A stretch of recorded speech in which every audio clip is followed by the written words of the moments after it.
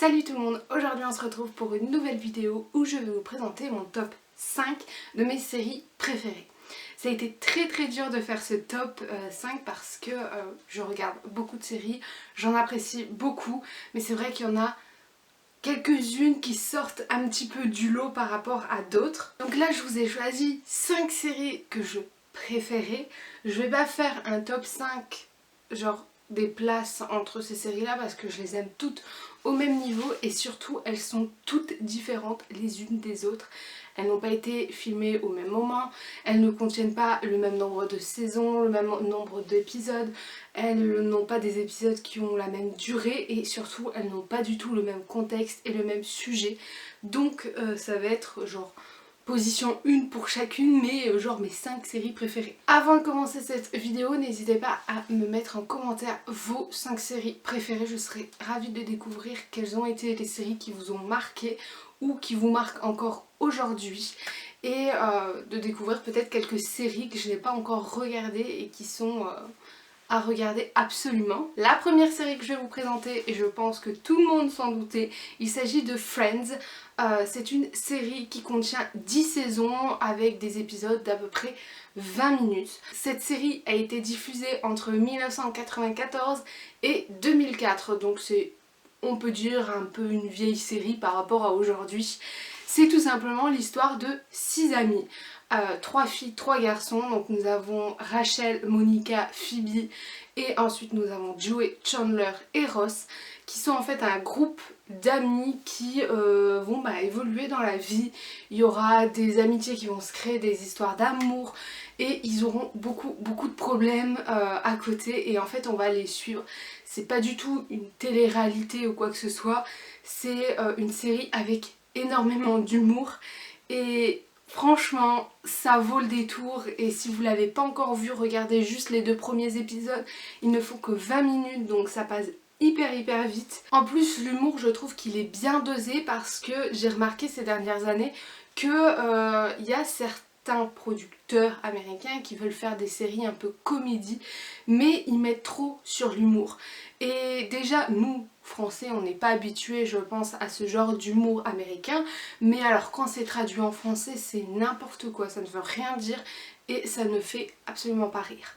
Alors que Friends, je trouve que ça a été très bien traduit par rapport à la version originale et que c'est de l'humour, mais léger. C'est par exemple des punchlines que vous pouvez faire entre potes, c'est des situations de quiproquo qui pourraient arriver.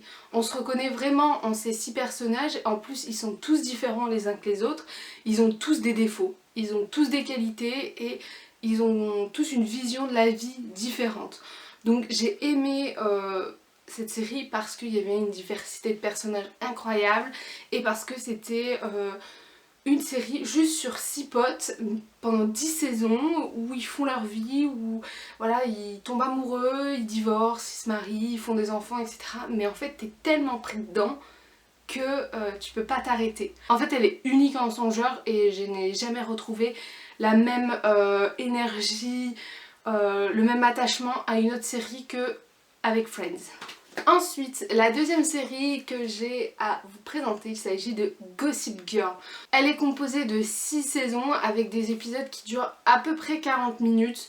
Elle a été diffusée du coup de 2007 à 2012, donc elle est un petit peu plus récente que Friends. Et par contre là, c'est pas du tout le même sujet. Nous suivons la vie de l'élite de New York, donc les bourgeois de New York, on les suit et on va voir que, eh bien, ils ont peut-être la richesse, mais la richesse amène à beaucoup de secrets, de complots, de retournements de situation et on voit que même s'ils sont très jeunes, ils ont des responsabilités à avoir et une image à avoir, des actions à faire, etc. en fonction de ça.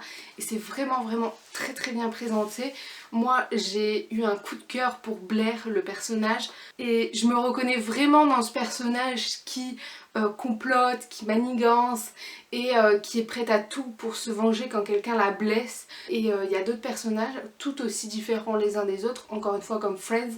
Vraiment chacun a sa personnalité à lui, a ses manières de réagir et surtout à son passé, à sa famille derrière lui. Donc c'était hyper intéressant, je les ai tous en DVD, je les ai tous achetés parce que j'adore. J'ai regardé au moins, je dirais, plus de 10 fois les saisons et j'aime toujours autant. Je connais presque certaines répliques par cœur, vraiment. J'ai un gros coup de cœur pour cette série, je l'adore. Ensuite, une série complètement différente, encore une fois, des deux premières.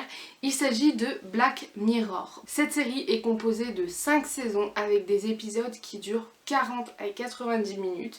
Elle a été diffusée à partir de 2011 et elle est encore en diffusion. En fait, il y a la saison 5 qui est sortie il n'y a pas très longtemps.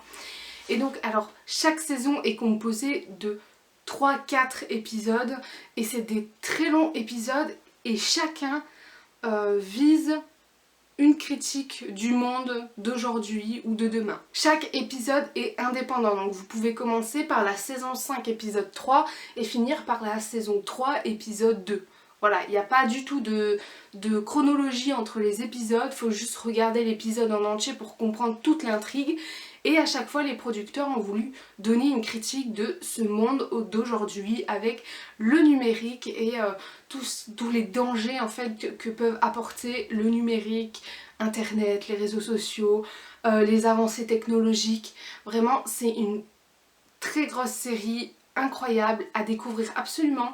Je vous encouragerai à la regarder parce qu'il y a des intrigues qui sont tellement bien placées, il y a des choses que les producteurs ont fait et au final ça existe déjà aujourd'hui. Je vous mettrai 2 vidéos de Joyka qui a fait sur Black Mirror et en fait il compare ce qui a été vu dans l'épisode et ce qui existe aujourd'hui et pour voir qu'en fait on n'est pas si loin de la réalité. Je vous les mettrai en barre d'infos et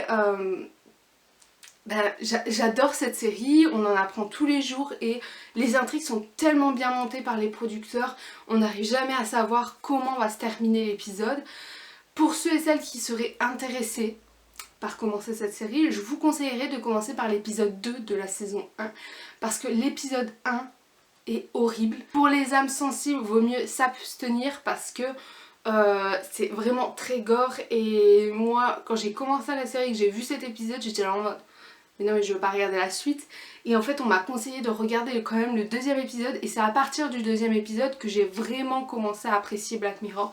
Donc pour ceux et celles qui seraient intéressés, regardez le 2e épisode et pas le premier si vous avez une âme sensible parce que vous n'avez pas du tout apprécié ce premier épisode. La 4e série que j'ai à vous présenter, encore une fois différente, il s'agit de Sherlock. Sherlock qui se compose de 4 saisons avec des épisodes qui durent 90 minutes.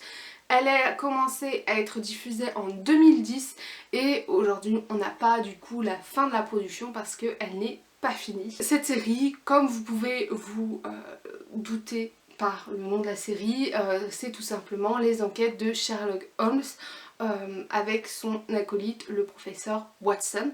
Ils vont résoudre une série de crimes, donc à chaque épisode c'est un crime, vous avez une histoire chronologique derrière qui se passe, donc je vous conseillerais de regarder vraiment de la première saison à la dernière. C'est des épisodes de 90 minutes, donc c'est quand même beaucoup pour une série, mais franchement vous voyez pas le temps passer parce que vous avez vraiment toute l'enquête policière avec la découverte du meurtre, l'enquête, les différents indices qu'il peut y avoir et la résolution à la fin de l'épisode, donc vous ne vous doutez absolument pas. J'adore l'acteur Benedict qui joue Sherlock parce que je trouve qu'il représente très bien ce personnage énigmatique que l'on peut voir dans les romans de Arthur Conan Doyle. Malheureusement la saison 5, je ne sais pas quand est-ce qu'elle va arriver parce que Benedict a été recruté comme Doctor Strange par le MCU et du coup en ce moment il est plus concentré à cette partie de sa carrière plutôt qu'à Sherlock, mais il a dit que c'était pas la fin et qu'il reviendrait sûrement pour une saison 5 mais il ne savait pas quand et j'attends avec impatience. Je lorgne sur les réseaux sociaux pour savoir quand est-ce qu'une date va être annoncée, quand est-ce que le tournage va commencer, etc. Enfin j'attends que ça parce que cette série je l'adore tellement. Je me la suis refaite une 2e fois et même si je connaissais la résolution des crimes, ça m'a pas du tout dérangé. C'est une série vraiment très bien filmée et réalisée, donc je ne peux que vous la conseiller si vous aimez les enquêtes policières et si vous aimez surtout le personnage de Sherlock. Et enfin la dernière série à vous présenter, il s'agit de Once Upon a Time qui se compose de 7 saisons avec des épisodes de 40 minutes. Elle a été diffusée de 2011 à 2018 et en fait les 6 premières saisons se concentrent sur Emma Swan, qui est l'enfant de Blanche-Neige. Et en fait, pour essayer de vous la faire courte, les contes d'aujourd'hui, donc les personnages de nos contes, donc Blanche-Neige, Cendrillon, etc., sont bloqués dans une ville par une malédiction de la méchante reine, qui est tout simplement la mère de ce village. Et en fait, Emma Swan va tout simplement rentrer dans le village et essayer de faire bouger les choses. Et donc ça se concentre surtout sur, je pense, les 2 premières saisons. Et après, en fait, chaque saison, ils vont découvrir un monde nouveau avec des personnages de contes nouveaux. C'est-à-dire qu'on aura le monde de Peter Pan, on aura le monde de la Reine des Neiges, on aura le monde de Hadès. Et vraiment, c'est toute une panoplie de personnages que j'ai été ravie de voir sur les écrans. C'était des personnages qui étaient très bien représentés par les acteurs et j'ai vraiment aimé. Je n'ai pas regardé les 2 derniers épisodes de la saison 6 parce que j'attends mon copain pour les regarder et tout, et parce que c'est la fin, du coup ça me bloque. Enfin, vous savez ce que c'est quand c'est une série que vous aimez et que vous savez que c'est la fin, c'est un peu bizarre. Et en fait ils ont fait une 7e saison qui est une autre malédiction, mais beaucoup plus tard, avec le Henri de plus tard. Donc Henri qui est l'enfant de Emma Swan, donc le petit-fils de Blanche-Neige. Donc il va aller dans une autre ville et il va se retrouver encore une fois coincé par une malédiction. Ils ont essayé de reprendre 3 personnages. Donc ils ont repris Rumpelstiltskin, ils ont repris la méchante reine et ils ont repris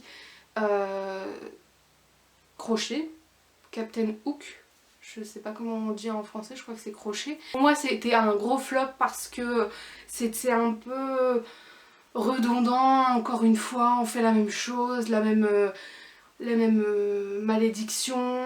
Les personnages forcément ils changeaient, ils ont donné une explication plus ou moins vague. Moi j'ai pas trop apprécié la saison 7 et j'étais contente que ça se finisse, même si c'était une de mes séries préférées, mais voilà, il faut une bonne fin à tout. Et on voyait que plus les saisons avançaient, plus ils essayaient de donner des nouvelles intrigues, mais c'était assez compliqué parce que une fois qu'on a fait un peu tout la panoplie des personnages, c'est un peu compliqué d'en trouver d'autres. Donc voilà, c'était ma dernière série préférée. Ça va être un petit peu plus compliqué pour le top 5 films parce que je regarde pas trop de films, mais au niveau des séries c'était hyper facile à trouver. J'espère que cette vidéo vous a plu. Moi je vous dis à la semaine prochaine pour une nouvelle vidéo. Bye!